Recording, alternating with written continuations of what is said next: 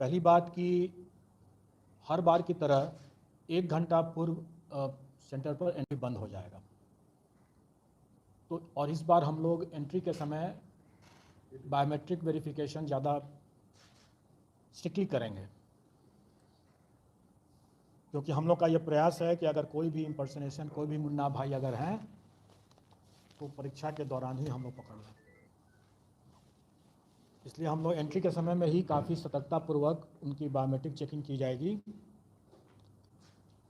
उसमें ज़्यादा समय लगना स्वाभाविक है और इसलिए हम सबसे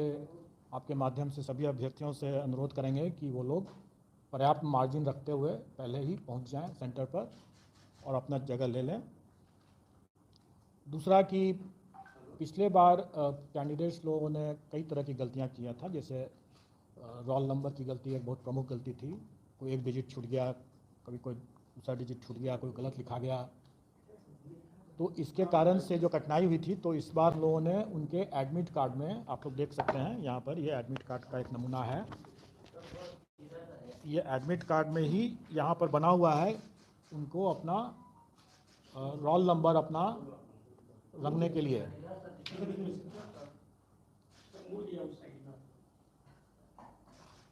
इसमें कोई ऐसा कोई अजूबा चीज़ नहीं है जिसके लिए आपको फ़ोटो खींचने की जरूरत पड़े, लेकिन ये उनके लिए है कि अगर वो अपने घर पर बैठे हुए ठंडे दिमाग से, क्योंकि एग्जामिनेशन हॉल में प्रेशर में, तनाव में आकर के वो कई गलती कर देते हैं, इसलिए वो पहले ही अपना रोल नंबर लिख करके और गोला बना लें, गोला को रंग लें सही तरीके से। घर में है तो अपना जितने बार उसको करेक्शन करना अपना कर लें वो, और उसके बाद वो उसी को लेकर के आए वहाँ एग्जामिनेशन हॉल में, और फिर वो उसी गोला के हिसाब से OMR शीट में गोला बैठाएं तो गलती नहीं होगी, चांसेस कम है गलती होने का। दूसरा, पिछले बार हम लोगों ने देखा था कि वो सब्जेक्ट कॉम्बिनेशन गलत डाल दिए,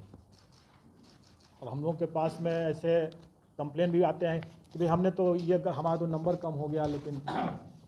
कई लोगों ने जैसे हिंदी और उर्दू बांग्ला जो भी सेलेक्ट करना था तीनों रंग दिया है। अब आप सुनते रहिए उसमें बैठ कर कि कौन सही है कौन गलत है, और उसके नेचुरली अगर उसका सिलेक्शन नहीं हुआ तो अब कंप्लेन रोने लग की स्थिति हो जाती है। तो उन सब चीज़ों को ध्यान में रख करके हम लोगों ने इस बार पहले ही साफ कर दिया कि हम आवेदन में जो लेंगे, जो आप ठंडे दिमाग से, चूँकि आप आवेदन भर रहे हैं तो आप ठंडे दिमाग से अपना भर रहे हैं, जो भी सब्जेक्ट कॉम्बिनेशन चुन रहे हैं आप उसी समय चुन लें आराम से। और एग्जामिनेशन हॉल में हम कोई सब्जेक्ट कॉम्बिनेशन आपसे नहीं पूछेंगे, क्योंकि हम पूछते हैं आप गलती करते हैं फिर उसके बाद कॉम्प्लिकेशंस होता है। आपकी सहूलियत के लिए, मतलब अभ्यर्थियों की सहूलियत के लिए कि उसने क्या सब्जेक्ट कॉम्बिनेशन चुना है। वैसे तो हम लोग ने एडमिट कार्ड इतना नज़दीक है इसलिए उसको याद तो होना चाहिए कि उसने क्या चुना है, लेकिन फिर भी अगर वो भूल गया कि हमने क्या चुना था, तो यहाँ पर जैसे मैं दिखा रहा हूँ कि यहाँ पर इसका सोशल साइंस का पेपर जैसे है, तो उस नमूना है ये, वैसे रियल केस ही है लेकिन है नमूना के लाया गया है। हिस्ट्री एंड पॉलिटिकल साइंस, इसमें उसका कॉम्बिनेशन अंकित है। तो कहने का मतलब यह है कि अगर कोई भूल भी गया हो अगर वो, कि उसको हिस्ट्री पॉलिटिकल साइंस क्या कॉम्बिनेशन चूज़ करना है, इसका आंसर देना है, क्योंकि इसके बुकलेट में हिस्ट्री का भी क्वेश्चन रहेगा, पॉलिटिकल साइंस का भी रहेगा, ज्योग्राफी का भी रहेगा और इकोनॉमिक्स का भी रहेगा, लेकिन उसको करना है हिस्ट्री एंड पॉलिटिकल साइंस के। और अगर हिस्ट्री पहले है तो पहला 40 क्वेश्चन जो होगा, मतलब मेन कॉम्बिनेशन पार्ट का, वो हिस्ट्री का करना है, और दूसरा पॉलिटिकल साइंस है तो अंतिम 40 क्वेश्चन जो होगा वो पॉलिटिकल साइंस का ही करना है उसको। तो जिस सीक्वेंस में यहाँ पर लिखा हुआ है, जिस सीक्वेंस में उसने भरा है, इसी सीक्वेंस में उसको आंसर करना है, और ये सीक्वेंस वहाँ पर दिया हुआ है जो उसने भरा है कि पार्ट ए में हम हिस्ट्री एंड पार्ट बी में हम पॉलिटिकल साइंस, तो उसको उसी हिसाब से प्रथम 40 जो है उसको हिस्ट्री, द्वितीय पॉलिटिकल साइंस, इस तरह से चुनना है। तो सर 100 का क्वेश्चन नंबर, जैसे कि आपने अभी 160 क्वेश्चन दिया इस हिसाब से 150 क्वेश्चन, 160 नहीं है, 150 क्वेश्चन। मैं एक्सप्लेन कर देता हूँ, मैं आपको एक्सप्लेन भी कर देता हूँ, क्योंकि आप लोग भी क्लियर रहें और अपने संपर्क में और अपने मीडिया के माध्यम से अभ्यर्थियों को भी सतर्क कर दें। वैसे मुझे उम्मीद है कि अभ्यर्थी ज़्यादा जानते होंगे क्योंकि उन्होंने इसकी प्रैक्टिस भी किया होगा, तो इसलिए मैं मानता हूँ कि वो ज़्यादा जानते होंगे, लेकिन फिर भी आप सबकी जानकारी के लिए प्रथम 30 क्वेश्चन जो हैं किसी भी पेपर में प्रथम 30 क्वेश्चन जो हैं वो लैंग्वेज क्वालिफाइंग के हैं, और उसके बाद जो 120 क्वेश्चन हैं, जैसे सोशल साइंस का जैसे अभी एग्जांपल ले रहे हैं, तो उसमें 40 मतलब क्वेश्चन नंबर 31 से 70 तक 40 क्वेश्चन जो हुए वो जनरल स्टडीज़ के होंगे, जो सोशल साइंस पेपर की बात मैं कर रहा हूँ। उसके बाद जो 71 से लेकर के जो 150 तक जो होंगे, तो 71 से 40 इसमें जोड़ दीजिए 110 तक, 71 से 110 तक जो होंगे, ये जो 40 क्वेश्चन होगा, इस कैंडिडेट ने चूंकि हिस्ट्री पहले चुना है, तो 71 क्वेश्चन नंबर से लेकर के 110 क्वेश्चन नंबर तक वो 40 क्वेश्चन जो है वो हिस्ट्री का क्वेश्चन देखेगा और हिस्ट्री के हिसाब से उसमें आंसर भरेगा OMR शीट में। और फिर 111 से लेकर 150 जो क्वेश्चंस होंगे वो उसको पॉलिटिकल साइंस, चूँकि इसमें लिखा हुआ है, तो वो पॉलिटिकल साइंस वाला पन्ना पलटेगा, उसका क्वेश्चंस देखेगा और 111 से 150 पॉलिटिकल साइंस भरेगा। ये सीक्वेंस है, और मैं समझता हूँ कैंडिडेट्स को पर्याप्त इसमें सूझबूझ होनी चाहिए।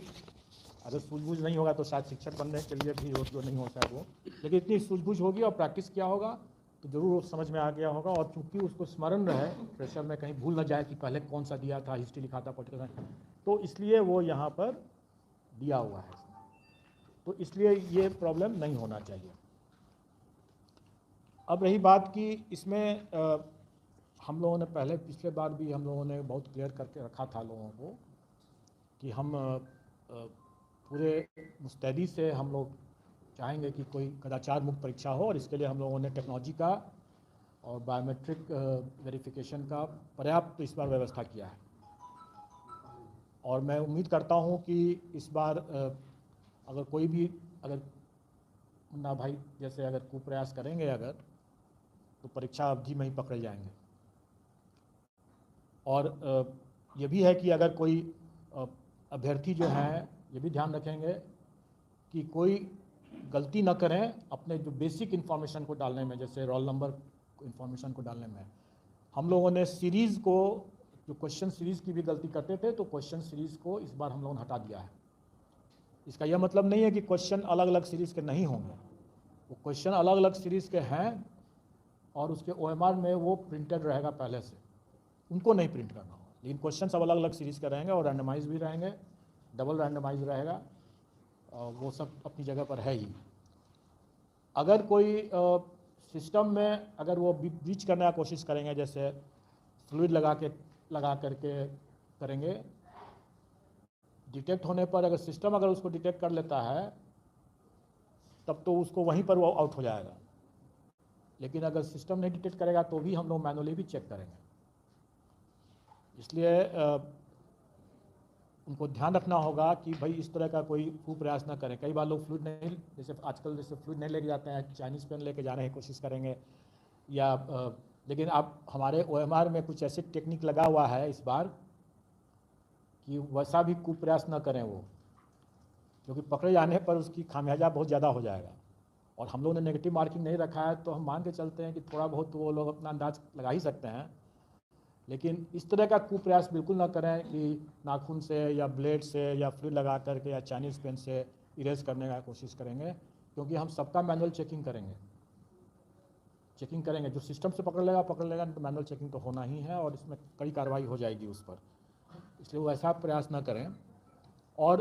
कई बार हम लोगों ने देखा है, बल्कि इस परीक्षा में तो उतना नहीं, लेकिन किसी दूसरी परीक्षा में हम लोगों ने देखा, बड़ा अफसोस भी हम लोगों को हुआ कि एक कैंडिडेट ने 8-9 क्वेश्चंस पर क्या किया कि उसको जैसे डाउट होता है कैंडिडेट्स को कोई आंसर पर, तो एक डॉट लगा दिया वहाँ पर। बाद में उसने सही आंसर दिया है, लेकिन शुरू में अगर डाउट है तो वहाँ पर डॉट लगा दिया। OMR पर डॉट न लगाएं, क्योंकि वो उस कैंडिडेट के केस में हम लोग 8 से 9 क्वेश्चंस को हम लोगों ने हटा दिया। उसका करेक्ट आंसर था, लेकिन चूंकि उसने बगल में दूसरे गोला के अंदर में भी अगर डॉट लगा के रखा था, और हमने जैसा बताया कि हम मैनुअली चेकिंग करते हैं, बहुत अफसोस है मुझे कि उस कैंडिडेट को उसके कारण से नहीं हुआ। अगर कोई संशय है तो अपने बुकलेट में लगाए ना, क्वेश्चन बुकलेट में अपना गोला लगाएं, डॉट लगा दें, बाद में आप उसको भर दें, फाइन। लेकिन अगर OMR में अगर डॉट लगा देते हैं, और मेरा सिस्टम इस बार ज़्यादा तगड़ा, अपना बुकलेट में लगाएं, बाद में लगाएं, एक ही आंसर लगाएं, एक से अधिक लगाना उनके लिए आत्मघाती हो जाएगा। इसमें सर एक छात्र ने आपसे आग्रह है कि पिछली बार कई जगह से कई अभ्यर्थियों ने कहा कि जो इन्विजिलेटर थे वो क्वेश्चन तक भी टिक नहीं लगाने दे रहे थे या कोई निशान नहीं, तो आप लोग क्लियर कम्युनिकेशन रखिएगा ताकि इस तरह का वो कई बार अत्यधिक हम लोग एक्टिव हो जाते हैं तो उसका भी नतीजा होगा। देखिए ऐसे एबरेशन जो हैं, आप इक्का दुक्का केस आप जैसे हो सकता है कि हो, उसको जनरलाइज नहीं कर सकते हैं। ऐसा किसी परीक्षा में अपने क्वेश्चन बुकलेट पर उसको रफ करना, कोई कैलकुलेशन है तो अपना कैलकुलेशन कहाँ करेगा वो?